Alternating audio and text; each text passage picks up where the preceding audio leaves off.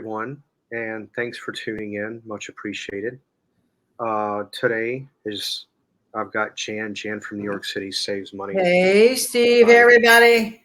Well, what I'm going to talk about is I've got three ways to make your money work for you, and I'm going to go ahead and get started on that. And it's pretty easy. The first one is there's an easy way to go about budgeting your money, and it's very helpful, especially for somebody who's on a fixed income like myself.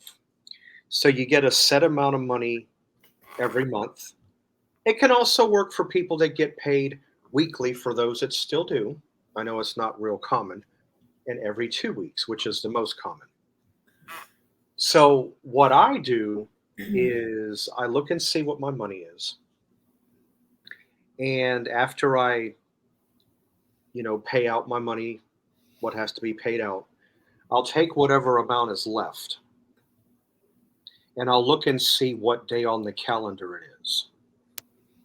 So let's say it's the 13th of the month, but you have 18 days to go. So take whatever's left, it could be four or 500, divide it by 18 days, whatever you get, which is about 30 something a day. Try to live within that balance each day. Keep in mind, your bills are pretty much already paid at that point, most likely. Um, Whatever you don't spend, as long as you stay within that amount of money, that particular amount, 35, 34, whatever the case may be, that carries over to the following day. Now, you may have days that you may not even spend anything at all. The days that you don't spend anything at all, that's even better for you. Um, and if you wanted to, at the end of the month, depending on what you have left, you could actually take that amount of money and put it aside and save it. If it's 50, if it's 70, if it's 80, whatever the denomination money is, um, set it aside, and that's money saved that's to your advantage. So that's how I go about managing or going about budgeting my money.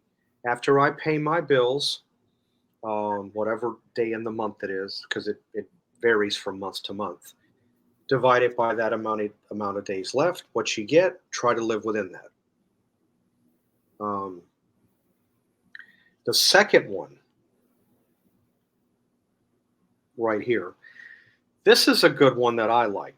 Um, Simple ways to make money on the side. So you're trying to figure out a few ways to put some money in your pocket without having to really do a lot of work to get it, which you really don't. Um, it could also be called a side hustle. One of the things that I like to do is go around your place, look and see what you have that you might have had a couple of years, 3 years, that you might not use anymore or you don't need. Take that, put it up for sale, and sell it. Of course, do a little bit of research. You could always use eBay. Go to their completed section. You type in what it is, go to their completed section, and get an idea of what the item you have sells for. That way you're not gypping yourself when you sell it. At least you know, that's what I would do is look around your house, see what stuff you have that you might not use that you thought you would get around to, but you really have no need for it. Because something that you have might be of some value to somebody else, you know. So that's, a way to go about uh, putting some money, you know, in your pocket.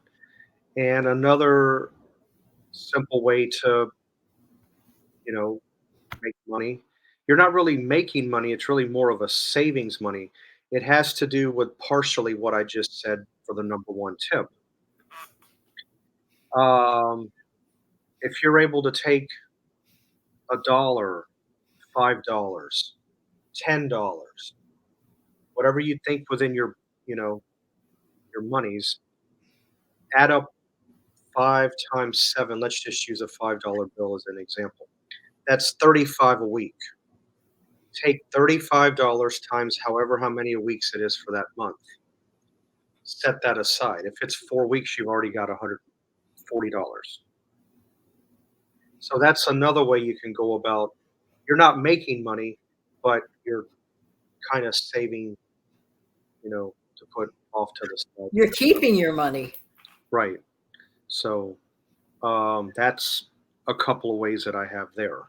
The third one, now when I say this right here, I am not enforcing everybody to go out and run up money on your credit cards. No, I'm not. But this right here has been a substantial helping hand for me. Why? Okay.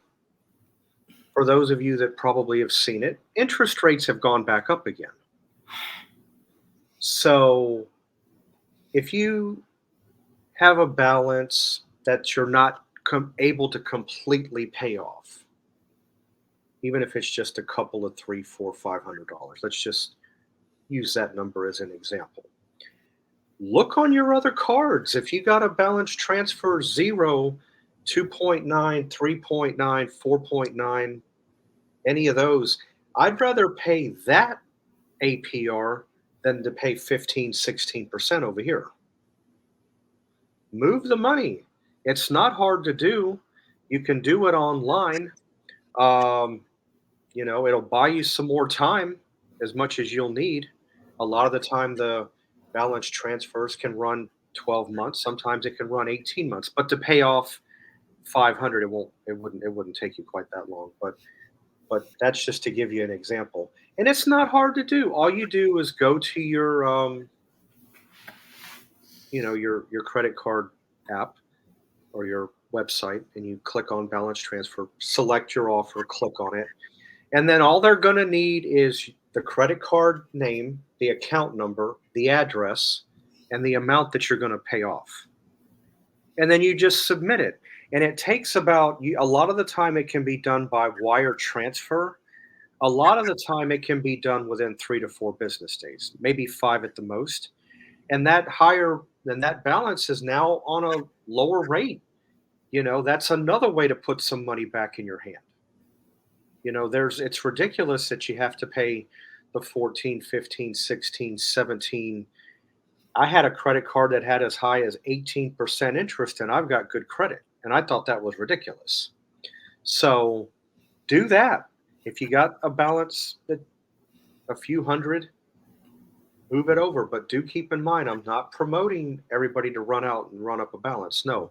In fact, when it comes to a credit card, it was always meant to be a short-term thing. It was never meant to be anything to put you in debt for years and years and years and years and years and years. That wasn't the original intention, but a lot of people don't see it that way. There's people that think, okay, I'm going to run out. I can have this, I can have that, 2,000, 500, 200, 300. Don't do that, because that's not your money that you're using, that's theirs. So you got to be careful. So anyway, that's my 3 suggestions right off the top, to give you a little bit of an idea on what you can do, to help out with your monies. Steve, I have one more suggestion at the moment. Don't forget to play that video clip to remind the folks. Yeah, it would be great if all of you could kindly do one thing. Much, much appreciated.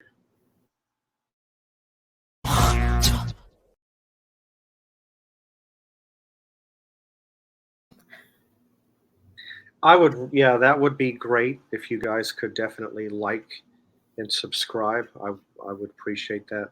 So anyway, Janet, that's my contribution. I love every single thing that you mentioned. I love everything that you mentioned. And I especially love the reminder that on a credit card, that is not your money. It is That not is the bank's bank's money. money. That's right.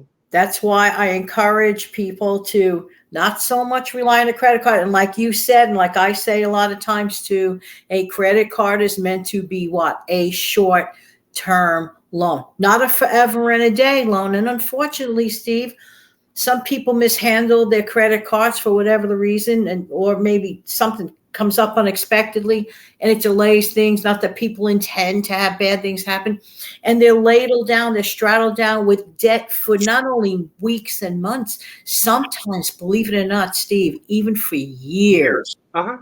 Scary. What a scary thought. Steve, I also love what you mentioned, the first point that you mentioned earlier about, how to, that was the budget one, the very first point. It was. Okay. One of the things, Steve, that a lot of people forget to do. Now, this is not budgeting, but it's something one should do before we budget. You can't budget what you don't know. How do you know? You have to track your previous month's expenses. And it's not as scary. There are apps for this, or you could do it yourself. It's just really basically examining your spending habits and your income. Mm-hmm. Knowledge is power, as you know, Steve. Knowledge is power. To turn your back and walk away from things, sometimes people are afraid to face their numbers, Steve.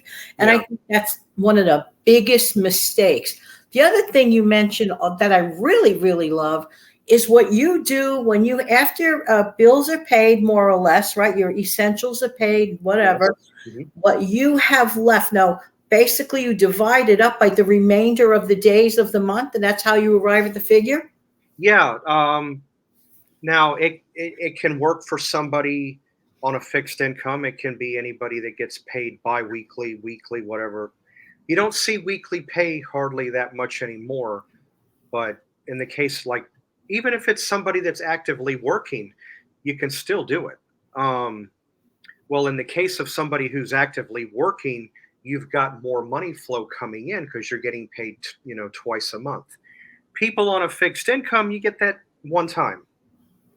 So it's actually harder for people that get paid on a fixed income. They may not be able to save as much, but you know what? It doesn't matter.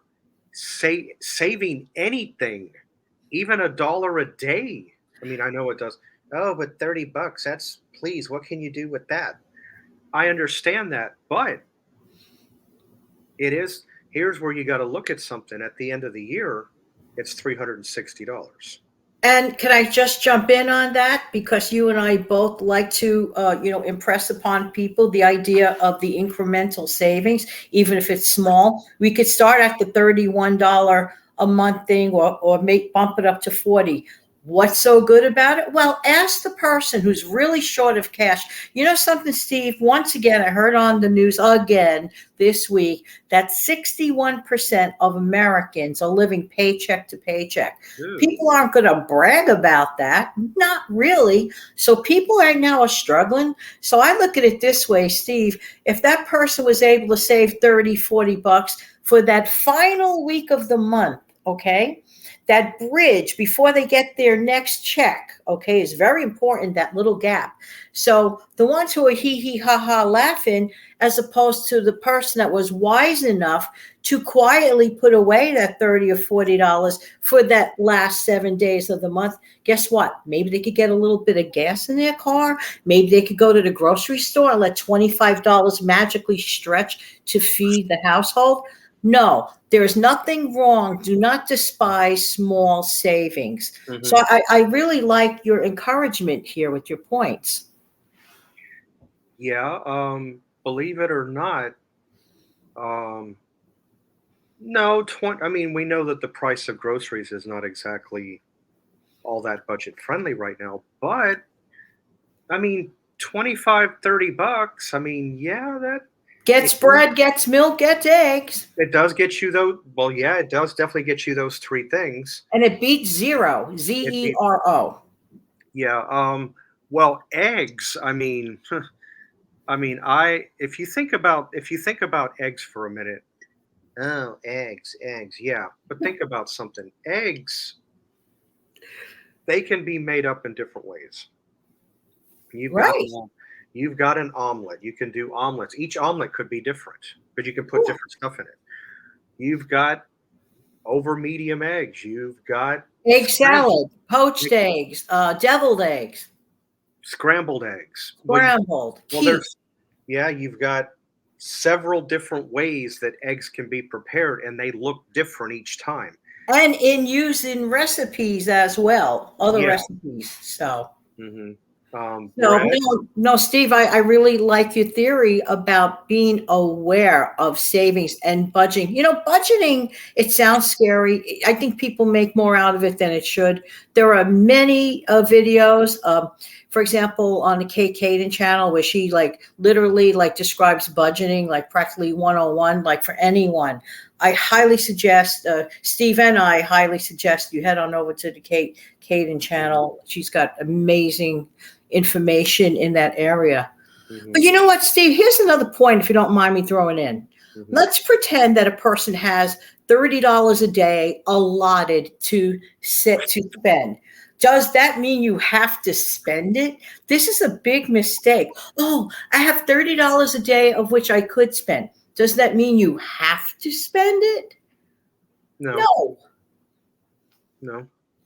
That's a big mistake, thinking you have to. No, because you're going to have days throughout the month.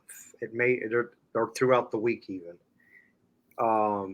That you're not going to spend any money. It may only be a couple days a week, but still, that's actually better that you don't. If you don't have money to spend, that's just a little more you can save. But no. Anybody that says, "Oh, but I can't save money. I can't. If I had, I would. If I did, well, you can. You have to want to. You have to want to. It's right here. If you don't put it in your mind, don't build walls around you. A lot of people have been known to do that. Don't build walls. Let yourself go. Just, I think I can. I think I can. I think I can. I know I can. Yes, I'm using the little engine that could as an example. And at the end, you're going to be saying, I thought I could, because you can. Steve, I knew someone who thought nothing of spending $10 a day on lottery tickets every day of the month. Let's do the math here. 31 times 10 is $310 a month on tickets that more than likely were probably losers. So that to me, I never tell people what to do. I'm just saying that when people say, I can't save, well, maybe it's time to examine our habits. Maybe we don't realize we might be throwing our money in a garbage can. We don't realize it. And you have a lot of people out there, and I've seen them, like when I go to the grocery store, sometimes I'll finish shopping and I'll sit down on that little bench thing that they have. And customer service is literally, the desk is literally right over here where you get in line. You would be surprised how many people I've actually seen. Can I buy a lottery ticket? Can I buy a lottery? And lottery tickets can run $2, $3, $1. They fluctuate. It depends on what you want to play. Right. But you have people that are hardcore. Oh, and here's where people make a mistake. Now lottery tickets is a money drainer. That's going to make you. Oh my gosh, yeah. Where people make a mistake. If you pay $3, $4 and get a nice lottery ticket, if you win $20, don't play again. Bye. That's where people make a mistake. Oh, I won $20. Let me see if I can go for 50. That's not always going to happen. You're right. And another common phrase that kind of makes me laugh a lot. When I'm playing with their money. No, you're not. No, you're not. You're playing with your money. It's your money. You just happen to advance your own money. But keep in mind, gambling can be fun, but it can also be very dangerous. Now, I'm not saying don't ever buy a scratch off. Of course, have a little fun. Spend $2 a week. But when some people say to me, but I can't save, and you've heard it yourself, right, Steve? Yeah. And I know, let's say I know them personally and I know their habits, I laugh to myself. I'm like, okay, I don't say anything. I don't say anything. I let them figure it out for themselves. But while we're having this general discussion, all of us need to examine our habits. I was throwing money away every single month on bottled water because I'm Mrs. Nice Guy over here, nice gal, liking to give away bottles to everybody, that stopped over. And I'm Yeah. like, no, it's okay. They can have a nice, beautiful paper cup and I could pour them Brita water, which is just as well. It And is. I started saving $30 to $40 a month. All right. What is that? 360 to 480 at the end of the year? Yes, that's a chunk. Yeah, it is. If you That's think about it, Christmas gifts. yeah, if you think about it in the case of water alone, yeah, that's a lot of water. That's a lot of water. Oh, No, New York go, water's pretty good. yeah, the Brita system, I don't have that, but the Brita system is very good. My sister, I believe she uses that system. Yeah, I mean, use it as like an adjunct. I do agree in keeping a couple of cases for an emergency, but not for the purpose that I was using it for. Just to be, the nice, nice person, hostess with the mostest, but paying a lot of money. And right now, no. I had to really close up some of the range this year, like a lot of other people. Yeah. Well, yes. What people don't realize is from month to month to month to month, your expenses change. It's not the Yes. same.